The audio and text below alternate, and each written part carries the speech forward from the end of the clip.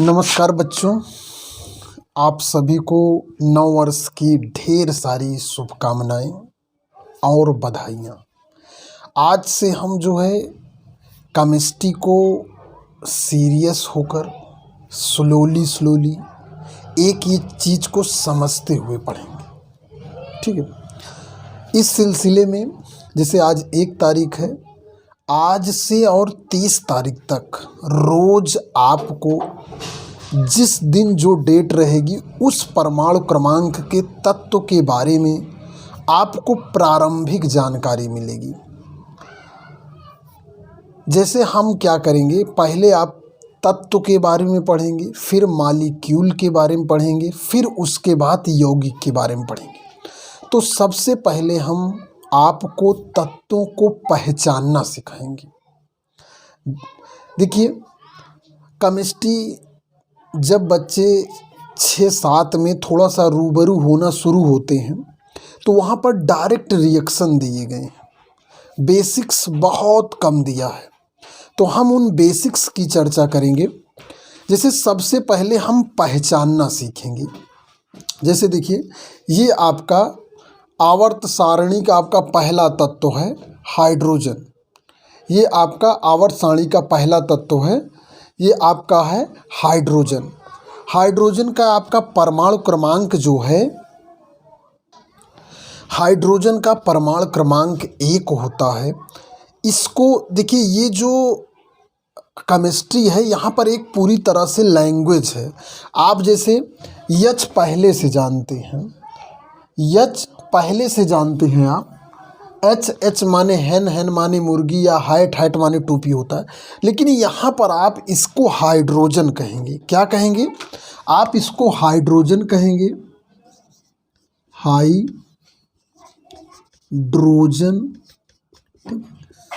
आप इसको हाइड्रोजन कहेंगे। अब हाइड्रोजन का जो परमाणु क्रमांक होता है, परमाणु क्रमांक ये इसी को एटॉमिक नंबर भी कहते हैं। आपका क्या कहते हैं? Atomic number. ये इसका 1 होता है। अभी आप केवल एक चीज़ याद करिए, परमाणु क्रमांक इसका 1 होता है। अब इसका जो परमाणु क्रमांक ही सबसे ज़्यादा याद करना सबसे महत्वपूर्ण है। हम सबसे पहले तत्व को पहचानना सीखते हैं। जैसे देखिए, ये आपका हाइड्रोजन है। हाइड्रोजन का परमाणु क्रमांक H होता है, सिंबल इसका जो है H होता है। और ये आवर्त सारणी का पहला तत्व है, और पहले आवर्त का पहला तत्व है, और पहले वर्ग का भी पहला तत्व है। आवर्त सारणी वो टेबल है जहाँ पर सारे तत्वों को उनके परमाणु क्रमांक के आधार पर रखा गया है। ठीक, जिससे द्वारा हम आवर्त सारणी से अध्ययन कर लेते हैं तो हमें अन्य तत्वों के बारे में जानकारी प्राप्त हो जाती है।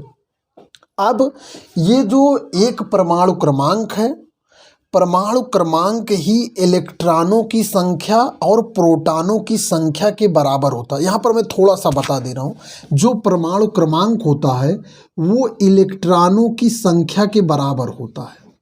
इलेक्ट्रॉन के बराबर होता है, इलेक्ट्रॉन प्रोटॉन के बराबर होता है। ये बाद में आपको एक सूत्र के रूप में मिलेगा। तो हम ये एक इलेक्ट्रॉन हो गया। क्या हो गया? एक इलेक्ट्रॉन हो गया। अब हम इसका, अगर इसका हम इलेक्ट्रॉनिक विन्यास करते हैं तो इसका 1 हो जाएगा। किसके अनुसार? बोर-बरी के अनुसार। ठीक, और हाफ-बाउ के नियम के अनुसार करेंगे तो 1s1 हो जाएगा। ये 1 उपकोष, पहली उपकोष में आ रहा है, और ये इसका जो पहला परमाणु क्रमांक है 1 ही है, इसलिए 1 है। ये 2 तरह से इलेक्ट्रॉनिक विन्यास बता रहे हैं। आगे और भी तरह के आपको इलेक्ट्रॉनिक विन्यास जो है बताए जाएंगे। उसके बाद जो है आपका देखिए, H जो है, इसके हम कोष का थोड़ा सा अध्ययन कर लेते हैं। यहाँ पर जो है आपका, जैसे ये इसका न्यूक्लियस होता है।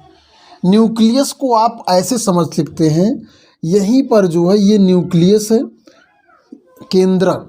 उसके बाहर कोष पाया जाता है। कोष में इलेक्ट्रॉन पाए जाते हैं, आपके कोष में इलेक्ट्रॉन पाए जाते हैं। तो इसमें एक ही इलेक्ट्रॉन होता है और इस न्यूक्लियस के अंदर एक प्रोटॉन पाया जाता है और 0 न्यूट्रॉन पाया जाता है। जो सामान्य थ्योरी है उसके अनुसार एक प्रोटॉन पाया जाता है और 0 न्यूट्रॉन पाया जाता है। ठीक, अब यहाँ पर बहुत सारे प्रश्न बनते हैं। 0 न्यूट्रॉन होता है तो परमाणु एग्जिस्ट कैसे करता है, ये सब बाद की बातें हैं, इन सब पे हम डिटेल बाद में पढ़ेंगे। हमारा जो बच्चों प्रथम उद्देश्य है, आपको हाइड्रोजन का H याद होना चाहिए, इसका परमाणु क्रमांक 1 याद होना चाहिए। और यहाँ पर देखिए नाभिक में इतना जानिए, इसके बारे में डिस्कस करेंगे बाद में।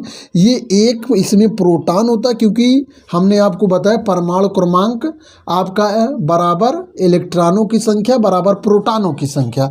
तो इसमें देखिए एक इलेक्ट्रॉन है, इलेक्ट्रॉन को जो है ई से लिखते हैं, इलेक्ट्रॉन प्रोटॉन न्यूट्रॉन।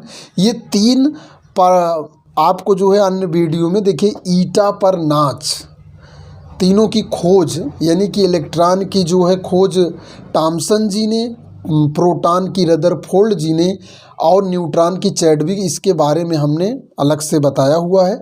तो आप इलेक्ट्रॉन क्या होता है, इलेक्ट्रॉन बाहरी कोष में पाए जाते हैं।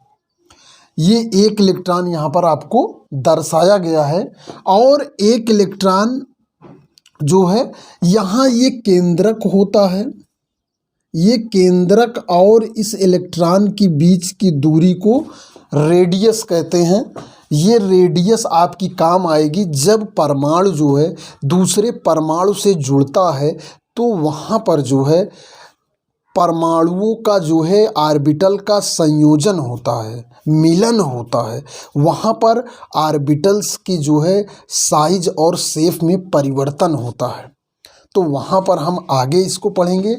अब यहाँ ये हाइड्रोजन का जो है परमाणु क्रमांक 1 होता है और एक ही होता है। या तो ये इलेक्ट्रॉन दे सकता है या ये इलेक्ट्रॉन ले सकता। 2 कंडीशन है भाई, एक के इलेक्ट्रॉन है चाहे दे, ठीक है, और अगर चाहे किसी से ले लेता है तो इसके पास 2 हो जाते हैं।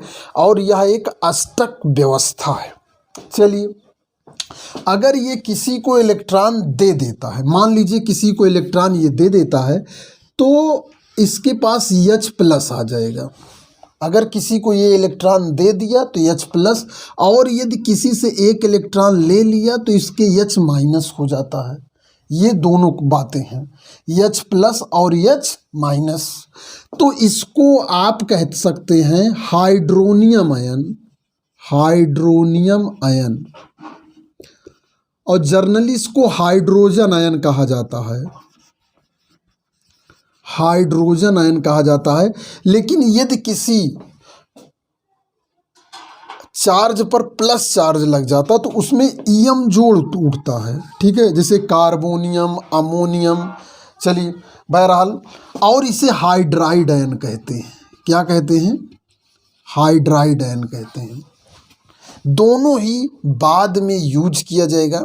एक बात और, जो बच्चे वीडियो देख रहे हैं चैनल को सब्सक्राइब कर लें, शेयर कर दें, ठीक है, और घंटी को बजा लें, ताकि आपको लगातार 30 दिन तक एक एक परमाणु के बारे में जो है वीडियो मिलता रहे। ये हाइड्रोजन में जब एक इलेक्ट्रॉन निकल गया, इलेक्ट्रॉन क्या होता है, ये जो इलेक्ट्रॉन है ये कोसा छोड़ के चला जाता है, तो इस पे कोई इलेक्ट्रॉन नहीं रह जाता। तो ये हाइड्रोनियम, एक इलेक्ट्रॉन है, एक इलेक्ट्रॉन कहीं से और आ गया इसी कोष में, तो इसके 2 इलेक्ट्रॉन हो गए, तो ये हाइड्राइड आयन हो गया। और हाइड्रोजन के 2 बड़े भाई और हैं भाई, जैसे मैं अपने घर में बड़ा भाई हूँ, तो हाइड्रोजन की भी 2 भाई हैं भाई। देखिए, हम 3 भाई हैं, हाइड्रोजन के भी 3 भाई। आइए उनके बारे में देख लेते हैं। देखिए, ये हाइड्रोजन को एक होता है 1H1, और दूसरा होता है ड्यूटीरियम 1H2, और तीसरा होता है ट्राइटियम 1H3, ठीक है। हाइड्रोजन ड्यूटीरियम और ट्राइटियम। ये भाई देखिए परिवार की बात है तो बताना पड़ेगा ना, इन्हीं के परिवार के हैं। ठीक है, बस किसी के पास धन दौलत थोड़ी ज़्यादा हो गई है, उनको एक का कुछ चीज़ें बराबर हैं, ठीक है, और कुछ चीज़ें बराबर नहीं हैं। नीचे परमाणु क्रमांक इनके बराबर हैं, परमाणु भार इनके नहीं बराबर हैं। इसका अध्ययन बाद में किया जाएगा, डिटेल में किया जाएगा, लेकिन आप लोग यहाँ पर इतना जानें कि ये इसमें इन तीनों का रोल है। जो हम पानी पीते हैं उसमें भारी जल भी होता है। भारी जल में क्या होता है, ये डी वाला एक्टिवेट हो जाता है, DTU। अब जो है जो पानी होता है, पानी मुख्य रूप से आपका H2O होता है, ठीक है, लेकिन भारी जल D2O भी होता है। ये भारी जल होता है, इसका उपयोग हम बाद में। सोचिए धरती पर जो है 73% पानी है। अगर धरती को 100% मान लिया जाए तो इसमें 73% पानी है और आपका 27% धरती है, ठीक है। और इस 73% में भी 66%, अगर 73 को 100 पाने तो उसमें केवल और केवल हाइड्रोजन। 73% में क्योंकि H2O होता है, 3 मालिक्यूल हैं, हर मालिक्यूल 33, जैसे देखिए हाइड्रोजन HOH, ठीक है, लाल कलर नहीं दिख रहा होगा शायद, काले से फिर लिखते हैं HOH। ये अब इसमें 2 हाइड्रोजन है, अगर हम इसे 33% माने, इसको 33% माने, इसको 33% माने तो 99 हुआ, तो मान लेते हैं 0.33 हो जाएगा, 0.33। तो 33 दूना 66% केवल हाइड्रोजन है। आप सोचिए इस धरती के अध्ययन के लिए हाइड्रोजन कितना महत्वपूर्ण है। कौन सी ये क्रिया नहीं करता होगा, हर क्रिया में पानी के रूप में पार्टिसिपेट करता है। बिना पानी के हम 2-4 दिन से ज़्यादा जिंदा नहीं रह सकते। एक दिन पानी ना पिए तो हमारे शरीर में पानी की कमी महसूस होने लगेगी। सारी क्रियाओं में जो है हाइड्रोजन और पानी की ज़रूरत पड़ती है। तो इसके परमाणु क्रमांक को आप याद करेंगे, उसके बाद जो गुण आपको बताए गए वो भी आप याद करेंगे, ठीक। उसके बाद जैसे ये आपने ये जाना D2O भारी जल नुकसान करता है। परमाणु रिएक्टर में जो है न्यूट्रॉनों को अवशोषित करने में भी यूज किया। ये यूज के बारे में जो ये मुख्य उद्देश्य है, हाइड्रोजन का परमाणु क्रमांक 1, परमाणु भार इसका 1, ठीक। ड्यूटीरियम का, चलिए आज प्रतीक को याद करिए। आगे मिलते हैं नेक्स्ट दूसरे वीडियो में 2 तारीख को। इस महीने जो है आपको नए साल से लेकर पूरे 30 दिन तक 30 एलिमेंट के बारे में बताते हैं, और फिर उसके जब आप 30 एलिमेंट के बारे में थोड़ी थोड़ी जानकारी कर लेंगे ना, तब आगे मॉलिक्यूल्स, कंपाउंड्स पढ़ने में बड़ा मज़ा आएगा। क्योंकि जब हमें गिनती आती रहती है तो पहाड़ा याद करने में बड़ा मज़ा आता है। इस वीडियो में इतना ही। मैं गुलाब चंद मौर्य, साइंस टीचर, धन्यवाद। और वीडियो को शेयर ज़रूर करें, सब्सक्राइब करें और शेयर करें, स्टेटस पे लगाएं, दोस्तों को बताएं। धन्यवाद।